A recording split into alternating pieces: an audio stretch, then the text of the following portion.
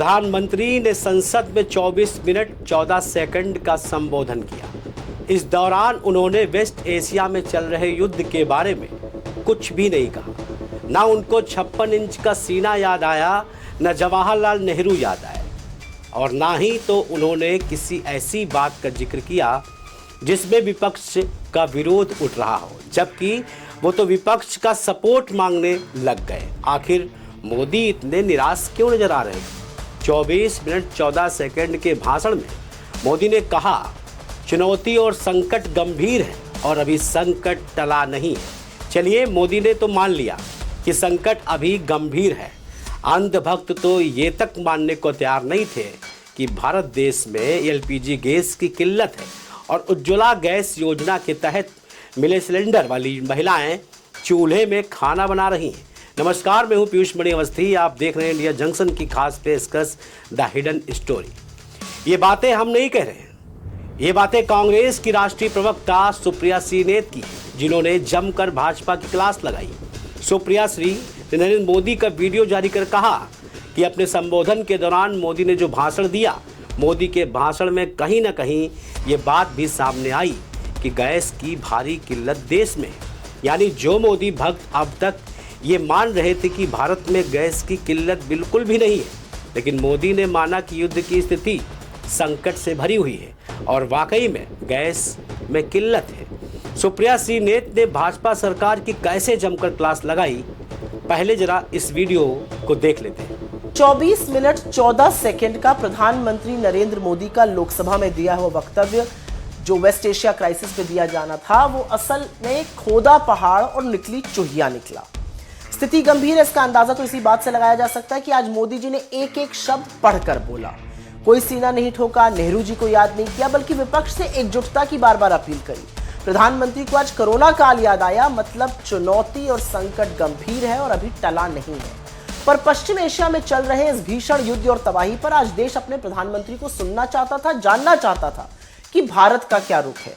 देश कोरे आंकड़ों, सोलर एनर्जी पर लफाजी और खोखले दावों से वाकई में ऊब चुका है, लेकिन मोदी जी ने 24 मिनट में अमेरिका और इजराइल का एक बार भी नाम नहीं लिया। मोदी जी ने यह तो माना कि युद्ध से संकट बढ़ा है, स्ट्रेट ऑफ हॉर्मुज बंद होने से हमारे यहाँ सप्लाई बाधित है। उनके मूर्ख प्रवक्ता और भक्त तो खैर इस बात को ही नहीं मानते थे कि गैस की किल्लत है। शायद अब उनका दिमाग बदल जाए।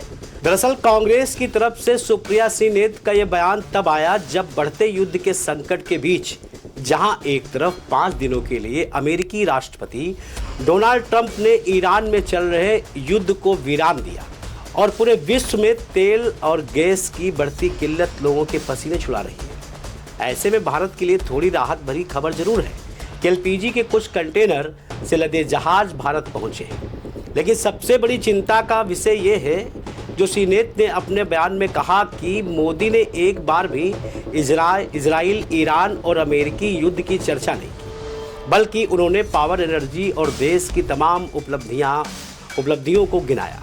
लेकिन कांग्रेस का सबसे बड़ा सवाल मोदी सरकार से यही है कि भारत में चल रहे गैस और तेल की किल्लत को खत्म करने के लिए भारत सरकार ने क्या कदम, यानी ठोस कदम उठाए। वहीं दूसरी तरफ कांग्रेस की प्रवक्ता सुप्रिया श्रीनेत ने सीधे तौर पर मोदी सरकार को निशाने पर लिया और कहा कि जो मोदी सरकार अक्सर 56 इंच के सीने की बात करती थी, विकास की बात करती थी और हर बात में विपक्ष के नेताओं को नीचा दिखाने के लिए सदन में नेहरू जी की चर्चा की जाती थी, तो आज अचानक इस विपक्ष की जरूरत क्यों महसूस हो रही है? क्योंकि आप जनता से सच्चाई छुपा रहे हैं और युद्ध पर भारत की भूमिका को लेकर कोई जवाब नहीं देना चाहते। आखिरकार 24 मिनट 14 सेकंड के भाषण में मोदी की जुबान पर इजराइल और ईरान का युद्ध का जिक्र क्यों नहीं आया? पश्चिम एशिया में बढ़ रहे युद्ध संकट के बाद भारत की स्थिति कैसी है, इस बात का जिक्र मोदी के भाषण में क्यों नहीं आया? फिलहाल आम जनता को राहत कैसे मिले, इसका मास्टर प्लान मोदी ने संसद में क्यों नहीं बताया? और आने वाले समय में भारत की स्थिति क्या होने वाली है और उस पर भाजपा सरकार क्या कर रही है?